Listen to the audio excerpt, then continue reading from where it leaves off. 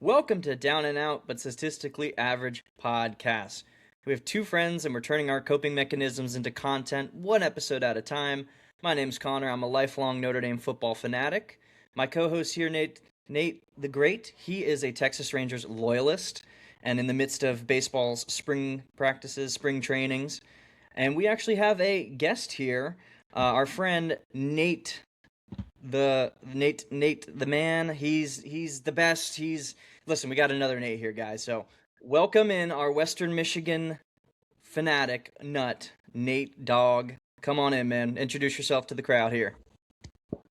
Thank How you doing, you. buddy? Good. So tell us, man. You can see that flag in the background. We got your jersey here.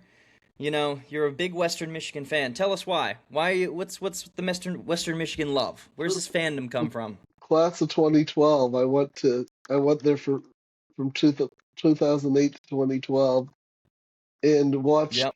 us build our hockey program into now the defending national champions and a going for a repeat, trying to bring a second one home this year. Let's go.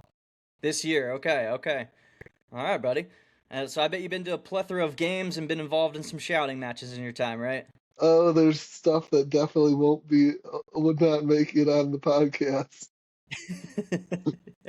Well, fair enough. This goes for me and one Nate away over here as well. We're the same boat of you. All right, man. Well, appreciate your intro there. We're gonna go ahead and shift gears. So we are currently in the midst of baseball, and we're in the midst of the spring games and all that fun stuff in the MLB world. Now, one Nate away, my friend. Take us away, and let's get into it. Going on in Rangers world and MLB at large? Take it over. So much is going on at the same time, nothing at all. So, starting some things off, we're looking towards opening day, as we were just talking about before we started the podcast episode. I mean, we got opening day starting, I think it's this Friday. I am a super fan of baseball and such, but I kind of just also at the same time with some stuff, I just go with the flow. So, opening day, it's coming in like a week or so. So, we're all looking forward to that. So, logically, at this point, we're trying to evaluate, okay, what insights can we glean from spring training that we can infer and imply may end up happening as we look into actually starting up the season. Now, disclaimer to pretty much everything I'm going to be saying here, just got to actually say it to the actual real baseball fans out there. I perfectly understand that spring training it's like an exhibition. It is just training. It doesn't mean a whole lot. It's to get people to stretch their legs, and a lot of the big pros are not on form. It's for experimenting things, experimenting with new lineups, new players, giving prospects and minor leaguers a chance to actually try out. You know, it's tryouts. You know, it's like the Savannah Bananas sometimes, okay? So I understand that. So long disclaimer aside, that's all you're gonna get for disclaimers, all right? Because I'm super excited to talk about my Texas Rangers, and y'all can all go shove it. Okay. So where I go with it is number one, Nathan Uvalde, one of our ace pitchers. He's gonna be joining Texas Rangers. I don't know, Acedom, Fandom, Hall of Famedom, being that he has been named as the opening day starting pitcher for the third year in a row. Third straight opening day opener. There are only two other Rangers pitchers that can claim that. One of those is Nolan Ryan, and the other one I've never even heard of. It's like, what was his name? Caleb something? No, Charlie Ho? I don't even know. So there's only a handful of people that have ever done something like that, and that's a huge honor. I'm really, really excited to see the guy that bears my name, Nathan. Got shout out to all those Nathans out there. Connor, yeah, we don't like you. So shout out to all them Nathans out there, and also Evo.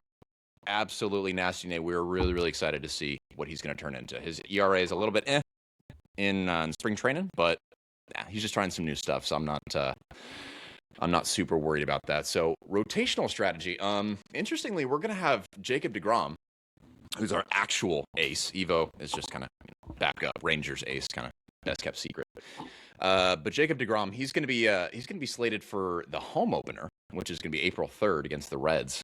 So that's going to be really fun. Hey, that's still a big honor, but this basically means that our opener and our home opener are going to be done by our twin aces, so to speak. It seems like the term ace is being applied to Evo more and more these days, and I love it. So, the key thing that Connor, you and I have been talking about a whole lot when it comes to the Texas Rangers is that our offense sucks. So I am really, really concerned about our offense continuing to suck going into 2026. And I'm still very, very much banking that it will. So, with that being said, there are some good things that I have seen and I would like to continue to see more of. And this ties directly back, Connor, to things you and I talked about last season and in the offseason this past winter, which is Rangers really, really, really do a great job of striking out. So we basically let go of all the guys that struck out too much, like Garcia, El Bombi, and Jonah Heim, and a number of others. We even dumped Simeon. And we traded them in for people that just have high on-base percentage. They can get on base. We don't care how. They can just move through. It is starting to show some stuff. The funny thing is, when I was looking into some of the stats over the past couple of weeks, and I saw the numbers starting to go up, we are number 2 in OPS, which is objectively like the best metric for offensive capability. We are number 2 in OPS, either, I can't remember if it was in the Cactus League or just all of MLB, but we're number 2, which is insane because we were in the bottom third the last 3 years straight. The other thing that was insane, and this has really never been true of the Rangers ever, is we are number 1 in walks this spring training. Out of all of baseball, we're number 1 in walks. So that's kind of I'm really kind of leaning into that a little bit more. We've got our new manager, Skip Schumacher, and we've got some new coaching staff, team members such as Alex Cintron and Justin Veal. They're kind of shifting their philosophy from, swing for the fences, I want to hit dingers. Instead, clog the bases. And it's working. We're up 30 or 40 runs over runs allowed in terms of all of spring training, which is a great bonus, budget overage to actually be in. Runs per game, we're in the top 5, 6.1 runs per game in spring training. The games that don't even matter. We're first in the MLB for that, and we're also first in the MLB for on-base percentage. We're the best at getting on base out of everyone in spring training. So, I don't know. There's something to be said there about, hey, stop trying to go, oh, yeah, I'm just going to swing the ball at this, and go, hey, let me do everything possible to just move through the bases. You score more runs, way more, if you just exercise a little something called patience that I'd really like to see a little bit more out of the Texas Rangers. So that's my hot take there. You have any questions thus far, guys? I would just say, not only is getting on base help get you one base closer to scoring, it also is pressure on the pitcher because now he's worried about base runner, so he's splitting his attention. You've got a fielder that's got to be attached to the base and not in the prime position to defend, and it puts pressure on the defense that when I like hockey. Shots on goal don't necessarily mean goals, but the more pressure you put on that goalie, the more likely he is to let something squeak through than if you don't. Than if you try to play pretty and pass the puck around and nothing gets to the net. You miss 100% of the shots you don't take. Yes, 100%. and that applies in so many other areas, not just sports either. But at the end of the day, yeah, you do need to step up to the plate, but you don't always have to swing in order to still score. That's the key thing, is in hockey, you have to take a shot in order to actually score runs. In baseball, you do not. If you're better at just getting on base one way or another, or moving runs forward by stealing bases, which is absolutely essential, and I am looking forward to that a whole lot in terms of the people we've dumped in our hitting lineup versus the people we've acquired. Brendan Nimmo, I don't know about him. McCutcheon, we just got Andrew McCutcheon. I can't remember from who. He's 39 years old, but he's got decent on-base percentage. But we've got some young guys. We got Wyatt Langford. We've got Josh Smith. He can steal some stuff. We've got Josh Young, Corey Seager. He can't really steal stuff, but he hits dingers. So I don't know. We're going to see about, yes. But to your point, Nate Dogg, what I'm definitely going to be looking forward to is if we can actually pull off some, if we can start edging into the Cincinnati Reds' territory of being on top of baseball for steals, that could shoot our on-base percentage through the stratosphere. You combine that with some walks, and you really are taking a whole lot of the pressure off of the offense in terms of how many home runs they need to hit, and how many hits they need to hit in general. You get those walks up there, you be patient at the plate, and you bide your time and wait for your opportunities at home plate as well as when you're on the bases, and you're off to the races. And you wear out the starting pitcher, so you get to their middle relief a lot earlier, Mhm. and where their weaker pitching is, and you try to catch one guy on a bad day and blow up an inning, and Mm-hmm. all of a sudden Nope. now you've got 8 runs in an inning and the game is over. Mm-hmm. Yeah, it almost seems like this is it's a complete change in strategy, obviously, number one.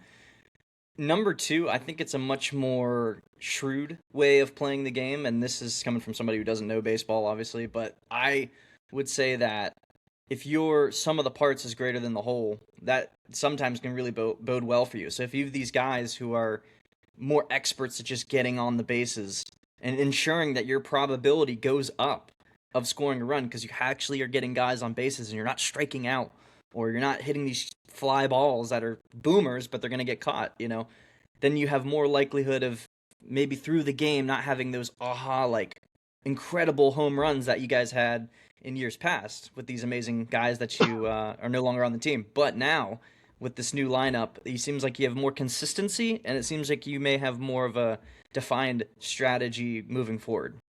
Fantastic. No, and that's a great point. What I'm looking forward to more than anything else, if we're gonna actually continue with this strategy, what I want to see and what I'm hoping it'll build is team culture, which is something that we are praising Notre Dame for last season. You and I were talking about a lot, Connor.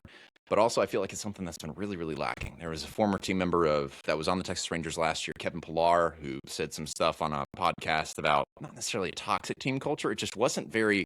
The guys weren't really very in sync with each other. They weren't working super well together. It was every man for himself. It wasn't horrible, but it definitely it was still counterproductive. Everybody's trying to do their own thing, and Obama was great at that. It's one of the reasons why I'm actually very glad that we dumped him. I can't even remember where he actually went off to. But it's the same thing with Simeon. Like he's a star defensive guy. That's going to be the biggest hit to us is defensively. But overall, if you have to play a small ball game, you need to be able to be patient at the plate. You need to learn how to do things like steal bases and bunt and do a lot of more team support type things. You need to have some more heads up base running and heads up hitting and heads up defense in order to actually pull that off. If they do pull it off, it'll be because they develop a much, much tighter team culture and team cohesion. So I think that's a great point. I'd love to see some more of it, but we'll see if good old Skip Schumacher can pull this off, guys. Yeah, I love it. It kind of sounds similar to what the Indiana Hoosiers did this year in college football. That's the strategy they took. They got a bunch of players who were good or really good at what they did, and they were really technically proficient. And they didn't have these. They had a couple guys who could get the big touchdowns or big runs, but you had other teams that had much more firepower. But these guys were just experts and technicians at their skills and just perfecting their craft. And they were just really good at the basics. You know what I'm saying? And having that strategy, it worked out for them. They obviously won the championship this year. 100%. But yeah, we'll see if it's a good strategy for the Rangers. Any other Rangers news going on? Any other guys you've acquired or anything? Any fresh news outside of that? Let's just take the small ball, and my prediction is that with this small ball stuff, if we pull this off well, we will be in the top 5 in terms of offense out of all the baseball. That's my hot take here. So forget the home run chases. With Brandon Nimmo at the top of our lineup, he's been named as the number 1 in our lineup, as well as a team-wide drop in chase rate. We went from 33% chase rate to 25%, 33% last season, 25% thus far spring training. Spring training, we drove that number down. Usually spring training is when it spikes. We keep that up. We keep up the small ball. We will be in the top 5 for offense, and we already know that our defense is phenomenal and our pitching is absolutely top tier.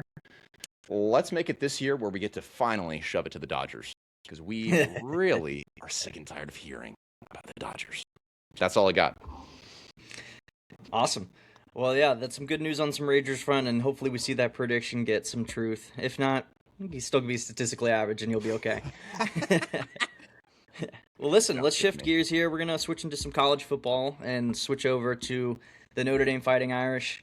there's really not a whole bunch going on, obviously, being that we're in springtime. Spring training did just start, so it's sort of similar in baseball in that sense, where we're doing practices, but no games or anything like that. We're not playing like, any sort of competition outside of your own team.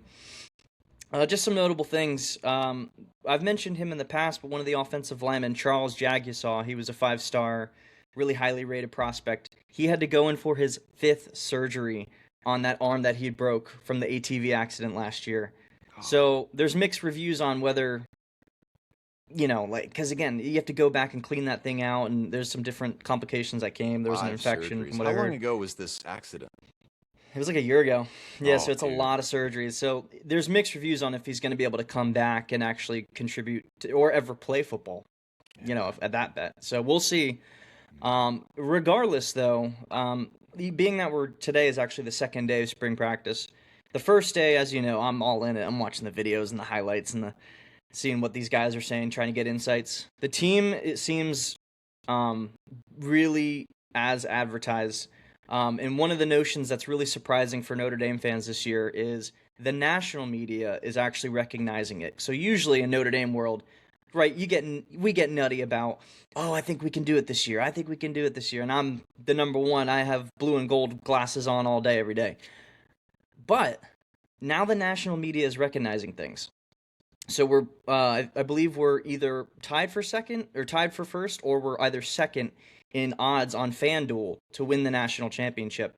And so those are your sports bettors, and they're not making uninformed decisions. So I've mentioned this last time in the podcast, Nate the Great, but for Nate Dogg, so Notre Dame's roster, according to 24/7 Sports, has the number one amount of 5-star players, which is the top-ranked high school players you can get in the country. They have around, I think it's like 8 to 10. More than anybody else in the country. And that was somewhere through the transfer portal that we got 2 receivers from Ohio State. Both were former 5-star players. But as I've mentioned to one Nate away here, CJ Carr, as I know, Nate Dogg has some context to CJ Carr since he grew up in Michigan and knows the whole story. CJ Carr is predicted tied for first to be a Heisman candidate. So he's, there's some real recognition of actually we have a top quarterback, top offensive line. So it's real exciting. And before the spring practice, you're kind of thinking like, all right, I know all these things, but you want to see it. You want to get confirmed reports. And the first report, although you take it with a grain of salt because it's the first day of spring practice, but there's a lot of excitement. And the one common thread between the different beat reporters is that this team has elite speed on offense specifically, which is counter to what the perception is to Notre Dame. The perception with Notre Dame usually is they're big, tough, great offensive lines, and they can run the ball, which was very true last year. This year's a little different. We got the quarterback, and now we've got some elite receivers, as I've mentioned before in previous podcasts. So this is an exciting time, just kind of seeing the different highlight videos for me. But again, nothing too crazy in terms of, roster movement, just really that news with Charles Jagusaw, not knowing what's going to happen with his football future. So that's where we're standing. And, I'm going to be closely watching the rest of spring training. We do have the blue gold game, which is like the inter-team game where you have the 50 of the team players play the other 50. So it's like it's like a spring training game for baseball, just inter squad. That's taking place at the end of April. So we'll watch that, and we actually kind of get to see real live fire of the full team and get an evaluation more on the players. But outside of that, that's the news in Irish world. So fans are cautiously optimistic, but we're feeling good. We're feeling good. Love it. All right. Let's see if CJ Carr can pull out that Heisman this year, and let's see if you guys can actually beat some expectation because, you know what? We had a dark horse win the national championship last year, and that'd be really embarrassing if we had the same kind of thing happen again this year or had somebody expected. So come on, Notre Dame. It's way past time. Y'all need to figure out your act. You're now stacked, according to my buddy Connor here. But I, for one, am still cautiously optimistic. So let's find out. Let's find out. Yeah, so Nate Dogg, if you don't mind, man, tell us a little bit about your knowledge of CJ Carr and the Carr family. Because as I mentioned before, you grew up in Michigan. You kind of know their story. I kind of was following as not necessarily a fan of Michigan, but like, hey, team aside, CJ Carr his brother had cancer, and I was just finishing college, and had passed away of brain cancer, and I kind of started following the story when I heard that he was was in hospice, that hey, his brother's not doing well, and I just think it was really a tough, sad story to hear, and I think I do believe he's in heaven cheering his brother on. Yeah. All these If you years later. well, here's if you ever seen there's the Here Come the Irish documentary on Peacock where you can watch the team and they basically document them throughout the season. And the very last episode of this last year that they covered, they did a whole expose on CJ Carr and the whole story. You got to watch it. I'll give you my Peacock login, guys. Don't worry about that. But if you watch it, you'll be so touched because I mean, the kid, he's diagnosed with this super rare form of cancer where it's not just like an isolated one, it's like it affects every single cell in your body. So it's really brutal. But what ended up coming from it is they started this organization because at the time when this happened, this is when CJ was like, I think he was like 10 or 12, something like that. They didn't really know much about this disease. They just knew you can't solve it. So they started this thing, I think it's called the Chad Foundation. Chad Tough. And so that was the Chad Tough Foundation. That's it, Chad Tough. Yeah, thank you. Yeah, so Chad Tough Foundation, because of the battle that Chad went through. And this spread all throughout the state of Michigan and then eventually throughout the whole country at the time. Like the University of Michigan, all their players were writing his name on the back of their helmets, like Chad Tough. And it was a big thing. Like all the Michigan schools kind of were there and supported the Carr family. Because for even further context, the Carr family is very, very like well known, especially in the state of Michigan, but even in college football. So CJ Carr's grandfather is Lloyd Carr, who is a national championship winning coach at the University of Michigan. His mom went to Michigan. I believe she was in college athletics in some sort of sense. I don't remember the sport. And the dad also, I believe, went to Michigan as well. And then they've had like other people that are associated with Michigan. So like they're heavily in that tribe, right? But when that happened, the whole state just was like very supportive, and then that foundation come and they've donated a lot of money towards research for this specific type of cancer.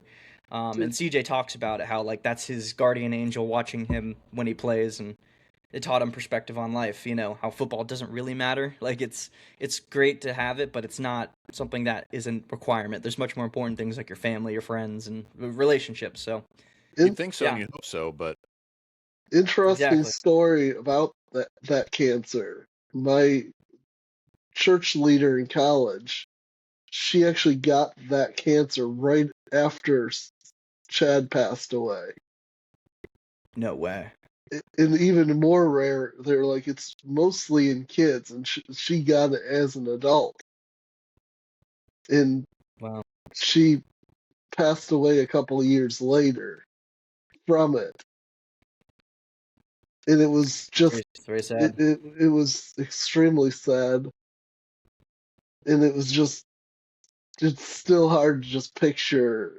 Like I've seen the husband on Facebook, and he's remarried. It's just hard to picture him with anyone other than the person you know. And I know it's just kind of what you know, but it was so interesting because I knew it was that cancer because right when she posted that it was a rare form of cancer that's typical in children, brain cancer, I'm like, that's the same one.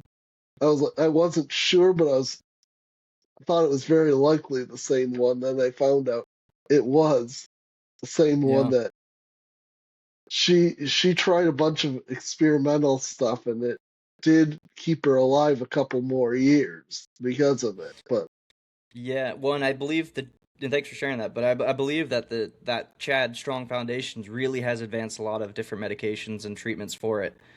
Because at the time there was none for the no, Carr family, for Chad, and so like they have been instrumental with this disease, and so yeah, the football was used as a good platform for something good within humanity, finding a yeah, solution to this horrible disease. So yeah, it was incredible to watch that story, and um, yeah, so that's a further context sort of into CJ Carr and who he is. So when you watch him, you know he's a great player, but you root for him, and like there's a different level of like respect for him just because of the person he is and who his family is and how supportive they are, and it's really cool to kind of see somebody like that get elevated, and be in a position where he can really use his platform, because I imagine if he's gets to those places he wants to be this year, and if the team gets to the places that will be a intertwined within the season story for the Irish. And it's one of the things, I know you guys probably talk about this with your teams, but that's one of the things I love most about sports is those stories behind the players, behind the teams that motivate them. In their So I life don't know if there's stories. Their life stories are not just stories that for these athletes, it's stuff that people can relate to their daily life of yeah overcoming obstacles that yeah you can well turn and into your life for anyone listening. Like that can be those obstacles that if someone's dealing with it, that puts things into perspective of what yeah, you're dealing with. absolutely. Well, Nate, speaking of, this topic and kind of switching over to Western Michigan University, we're excited to hear about what you got to talk about, man. I know you got a avid fandom, and you talk about it a lot with me and one Nate away over here, but introduce Western Michigan. Why the fandom? Why the love? Give us some backstory It here. I know that you went to college there, but tell us about Western Michigan University and it why they're it your team. really built who I am, and it really I never felt comfortable in a group of people before college.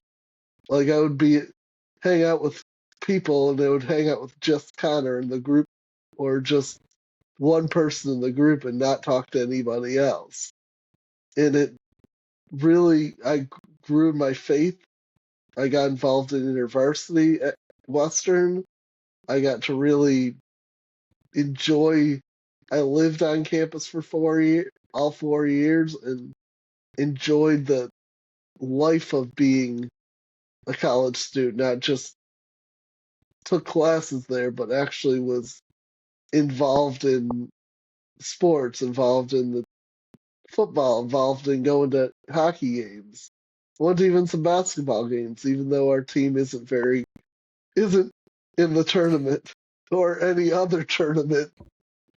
It's okay. Neither are the Irish. You're good. It's okay. We couldn't hit the basket if it was 6 foot wide at points in the We all have year. seasons like that. That's why we rant about them on this podcast. Again, remember, this is for our coping mechanism. So, Nate, you need to cope. This is the podcast for you, okay? This is the Amen. podcast for you. I would say it just you couldn't. But that's the reality. It's like at Western, we're not a big school. We don't have the budget of a Notre Dame, and it's the third most popular sport on campus, behind Mm. hockey and football. It's Yeah, so really talk. hard to get people to. It's hard to get the NIL money to get spent on basketball, and people are like, Yeah. "Hey, well, let's spend it on hockey and win a national championship. Let's spend it Well, on listen. football." Well, and that's one thing we wanted to ask you about when coming on. Obviously, Western Michigan, for those watching on the podcast, if you are a hockey fan, you'll know this. But if not, Western Michigan University, the small school underdog, they went in and won the national championship last year for hockey. So my friend here went to the game and had an awesome time. It was one of the best memories of his life. So Nate, talk to us a little bit about that season. How did the team start? How did they, did you see the team cohesion before the season? What happened during the season and then the postseason? Just kind of walk us through from beginning to end with that team. I would say I'll go back, not even the season, but from when I started going to Western. We had the Jim Calhoun days, which Okay. we won a game at Michigan, and they were joking that we were so excited. It was like we were ready to cut down the nets because we were that bad that just winning a conference game was worth cutting down the nets. We were not winning very many hockey games, to say the least. Then my junior year, we had Jeff Blashill come in, that was the Red Wings coach for 6 seasons. Later, coached the Blackhawks last year, but he took over the team. We made it to the conference final that year. We in the semifinal beat Michigan at Joe Louis, and we were louder than the big Michigan name, and we had way more fans. We were more louder and more obnoxious, and we got a lead, and you could literally see it turn into a 5.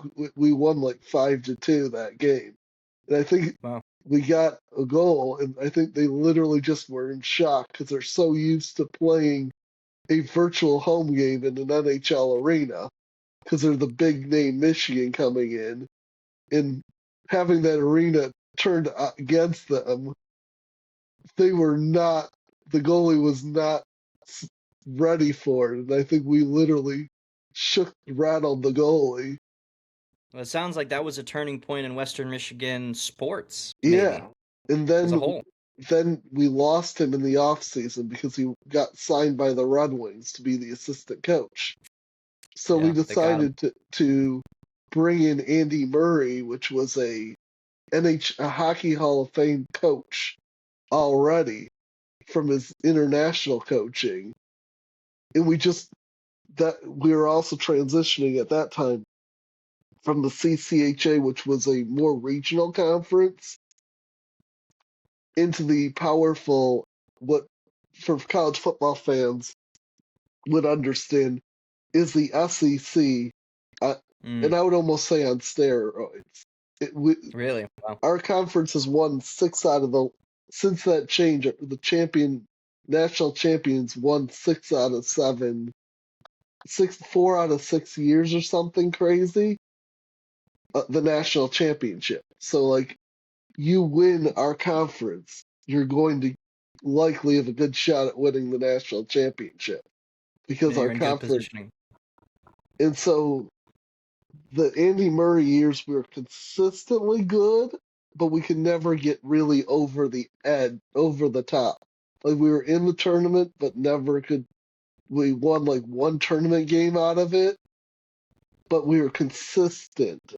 And he built the consistency in the attitude that we weren't no longer the underdog. He's like, he would talk trash to Michigan, and our fans loved it. Like, I just remember his quote where he told the Michigan that they refused to play us in our arena. He said, basically told Michigan, you're too scared to play us.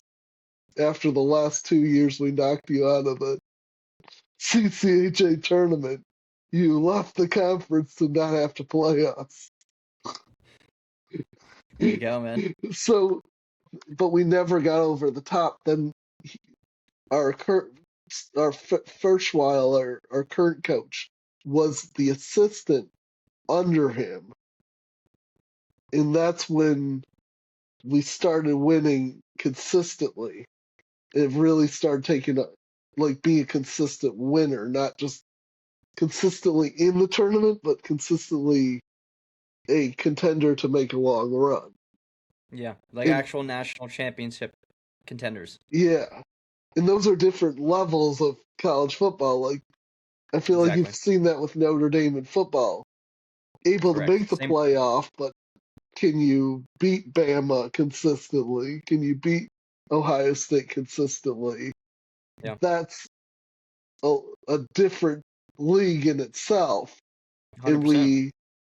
And last year we were the top team in the conference.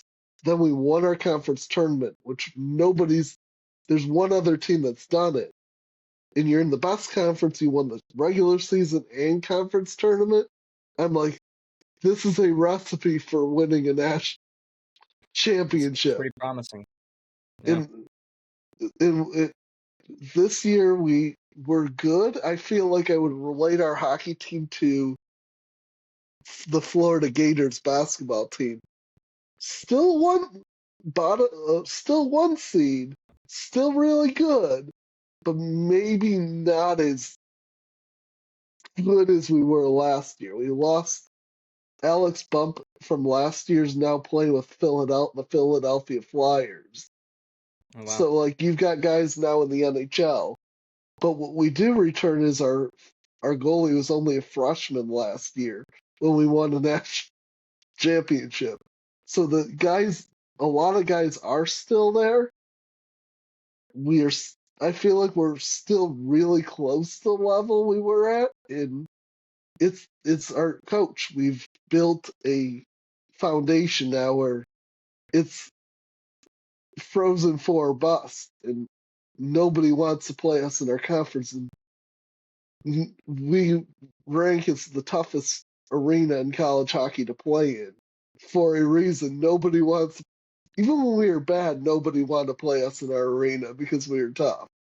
Like the student section is right behind the penalty box. So when the guy takes a penalty, you get to go. You get the lone man get to skate into that lion's den.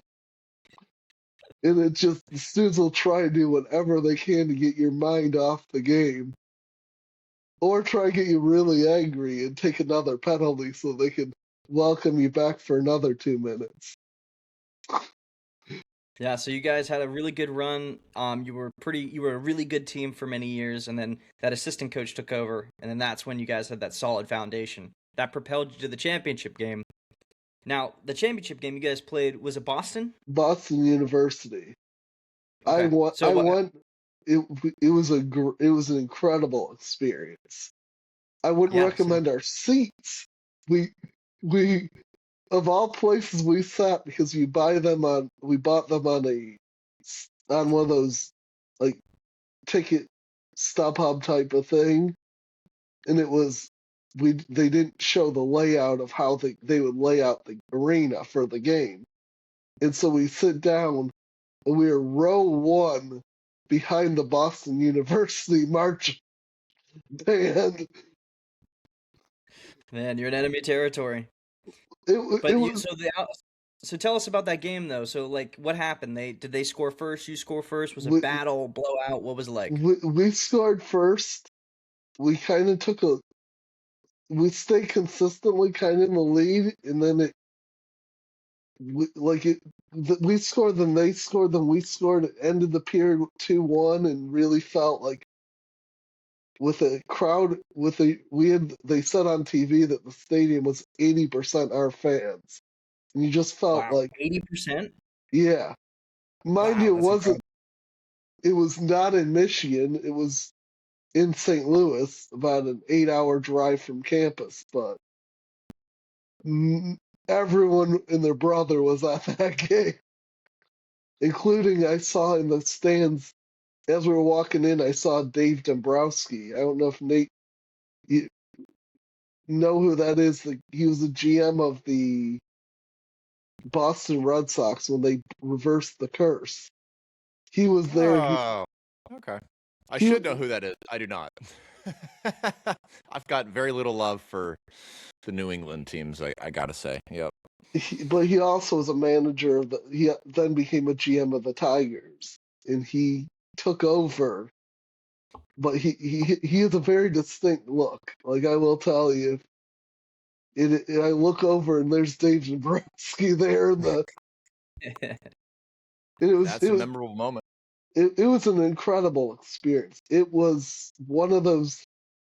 To give you context of the trip, I find out Thursday night when we were hanging out, all 3 of us at our Bible study at Connor's place. More specifically, we won the semifinal. I decided I'm going to the national championship no matter what it takes. That night, I had to work. I got a promotion at work starting on Monday, so I had no extension on the back end of the trip to stay longer in St. Louis. So I literally flew in. I flew out Friday night. I had flight trouble, and I ended up getting stuck in Charlotte. And then to fly from Charlotte the morning of the game to St. Louis. I was in St. Louis so short of a time that when I landed in St. Louis, they asked me, "Do you want to check in for your flight to return back to Florida for return flight?" I'm like, I'm like, can I at least enjoy being stepping foot in St. Louis before I think about the return? Give me a moment before you make me start thinking about after. Like, no, come on. Wow. But so I get in, I arrive, and I see the arch. I I was one of those people saw pictures. I'm like, it just doesn't appeal to me at all to see the arch. It was incredible. Like pictures That's awesome, don't man. do justice. That's I'm incredible. So the city was amazing, but the game was even better. You guys win the national championship. Tell me the initial feelings as soon as you won. What was it like? I'll be honest, it was ecstatic, but I would say the last like 5 or 6 minutes when we got like a 2 or 3 goal lead, like we got the second goal lead, and then it was like, okay, even if we mess up and they score, we still have the lead, no matter how Yeah, bad it is. Like now the you're fix on was that, it. and so you start easing up. Like yes, it's happening. Like then we got the empty net. I think that's when the real celebration for us started. Me and my not me and my friend Jen were celebrating at that point that we won the national championship because at that point it was 5-2 with less than a minute left. It's It was over. over. Like the celebration's already kind of started. Like even though That's it didn't awesome, man. officially hit zero, that goal pretty much officially hit zero. That's awesome, man. Listen, that's a great story. No better feeling in the world. I know one Nate away knows about that feeling with his Texas Rangers semi recently. We'll see what happens this year. Maybe they'll be statistically average. We don't know. But listen, great story. Thank you, Nate Dogg. I want to add one Real thing. We ended up after the go for first it. period. We left where the band was, and we went. I talked to the usher, and I was like, "Hey, I I get we're here. I'm glad to be here. Is there any possibility that we can sit in a seat that's not surrounded by the other team's band, where we're not? I'm not spelling out W. I'm not spelling out W right behind their band. Like, let me, like, let me enjoy it, and let their band enjoy the experience of going to a national championship game without having a fan in their face going, "Let's go Broncos!" So we moved down. There was like a standing party deck where you could stand and have a drink and enjoy the game. Behind the net, Boston University was shooting at in the third period. So we saw Western come towards us in the second. We went away in the third, but we at least got to sit, and they were mostly our fans at that point because we were in that one section where it wasn't our fans, and it was just like not as fun. And for us, it wasn't fun for their band. Like, let's have us both have a better time by us moving to something that worked for Yeah, both of us. fantastic. So you got a better view and all that. Yeah, and their band was cool. I'm not. Their band was absolutely cool. Everyone in Boston's band, if they're listening, appreciate you guys. You guys were cool. Hope I didn't roast you too bad. I might have, but that's where I That's disappeared off to. They were a little down and out. We'll say that. Yep. That band. The, Amen. Yeah. some would say it was a little rough for them. Yeah, They were that's what fandom. Hey, that's what fandom's all about. You know. Well, their team's name was a dog. So by rough, I mean yeah, we gotcha. Oh man. Well, Nate Dogg, that's awesome, man. We appreciate that story and just telling us about your Western Michigan fandom, bro, and just that game. I know that was exciting for you. Real quick, guys, before we wrap up, I just want to go to each of us. We'll start off with one Nate away over here. You got any parting words for these Ranger loyalists that are watching, and just any spring encouragements or bucking them down to reality? You got any parting words for them? Just because it's small ball, don't mean it's little league. Give it a chance. You might find out the big league will follow the trend. We'll see though.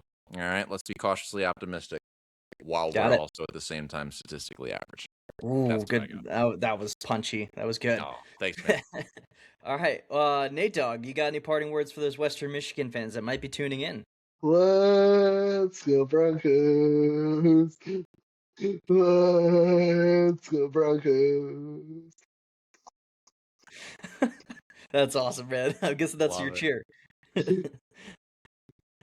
Love it. Well, hey, you guys got a hockey. The tournament's coming right up, right? So, do you think you guys have a shot at I, the tournament? Any I analysis on that?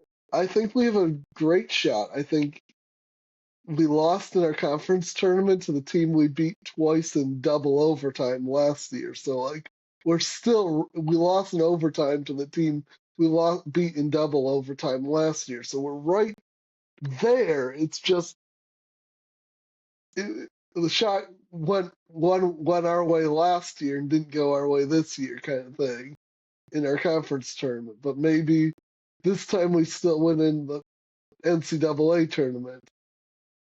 So who knows? Yeah, who knows? You may catch fire. You never know. I know Rangers fans know about that, about catching We're fire last still tournament. we're still going to be a one seed. So like, and one Yeah. seeds tend to make the Frozen Four. So Well, we'll stay tuned, and we're going to be watching that game together. Okay, and we're making that happen.